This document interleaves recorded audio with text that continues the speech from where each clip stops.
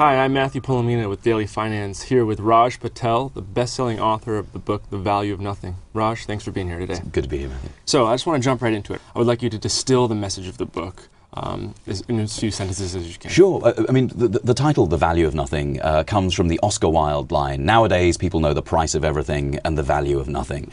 And that's really what the book's about. It's about why prices look the way they do and what's behind the scenes in the way that we value and misvalue the world.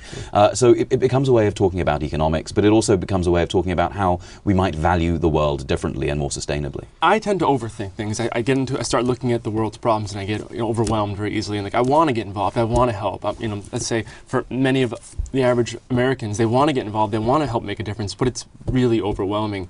How does something like the message in your book look in real life? How does someone who doesn't have all this time, who has a job, has family to take care of, how do they start to get involved to make a difference?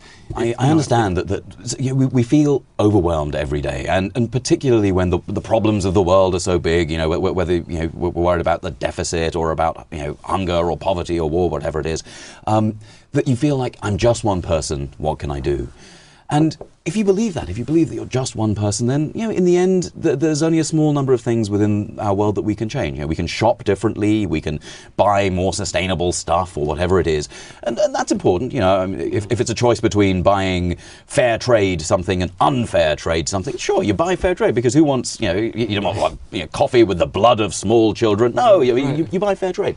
But actually, one of I think that this is one of the ideas in the book, is that that is most empowering, that we're not just one person. In fact, we are way more powerful than we have been led to believe, and that we can organize for change. And indeed, in the United States, there's a very long and noble history of change happening because people got together and organized for the right thing to happen, and the country has become stronger as a result. So is that one of the first steps? Organizing, getting involved, joining a policy group in your neighborhood, in your town? So whatever. I mean, for me, as a new American, one of the most important and one of the largest challenges that we face in this country is hunger. Right. The data came out just a month or so ago that over 50 million Americans are in a situation of food insecurity. Now, that's something that we can do something about. We can take that on, but doing that as an individual, it's kind of hard. I mean, sure, we can make donations to food pantries, and we've got to do that. But ultimately, it's a tragedy that we have food pantries and food banks. I mean, ultimately, we need to be moving to a society where everyone's prosperous enough not to need food pantries. And so getting involved in your local, whether it's your local church or your local community group, there are across the United States these things called food policy councils that bring together interested citizens and local government and small businesses to figure out ways that we can grow and work the local economy so that nobody goes hungry. And getting involved in that kind of local activism is really empowering, and it makes you feel strong, and there's nothing quite like doing that. And wherever you are in the US, there are these food policy councils, and people just go to your local search engine and type in food policy council on AOL, and you'll find many of them.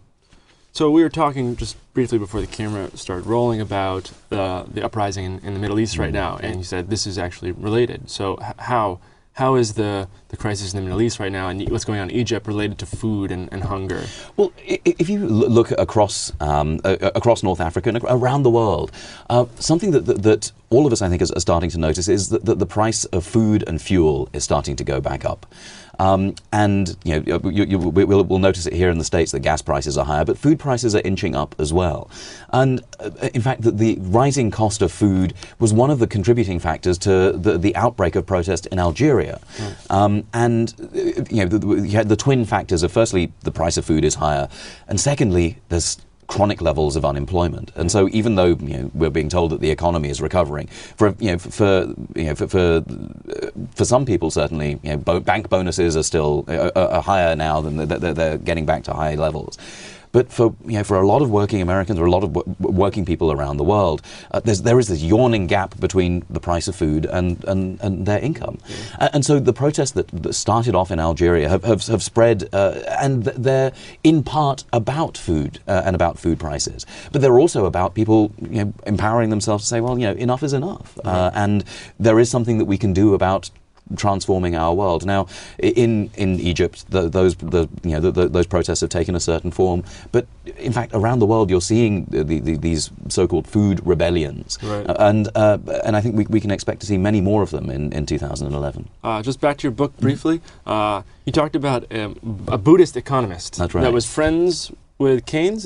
That's right. It's a very strange. I mean, people don't expect such a thing as Buddhist economics. Right, but yeah. so there's a guy called E.F. Schumacher, and he wrote a book in the 1970s called "Small is Beautiful," and the idea was that I mean he was noticing that it's something that we've found with recent economic research, that after you hit a certain income level, societies, even though there's societies become wealthier, they don't necessarily become significantly happier. Right. And the kind of economics that he was suggesting is that actually what we need to do is recognize that what we want is to maximize happiness in society, right. and people's well-being and welfare. But this is not socialism. I mean, a lot of critics might say, like, this is just you're No, arguing for socialism. No, but because I mean the idea is that we should all control the economy, not have Big Brother control the economy, and it's sort of a middle path between letting giant corporations run the show and letting giant government run the show. Right. It's a much more democratized kind of economy that pays attention right. not to greed but to satisfying basic wants, and with everyone getting to control the way that economy operates. And I think that's a very interesting model. It's something that actually it takes markets very seriously, because markets are terrific. Markets are a wonderful way of exchanging between peers, a way of uncoerced exchange and a way for goods and information to travel freely. But in many ways, what we live in at the moment is the anti-market, where you have concentrated power in the hands of either government or large corporations. And what the ideas of small is beautiful, and some of the ideas I explore in The Value of Nothing are about, is reclaiming the real promise of free exchange in markets. Raj, thank you so much for being being here. Thank you, Matthew. Have a great day.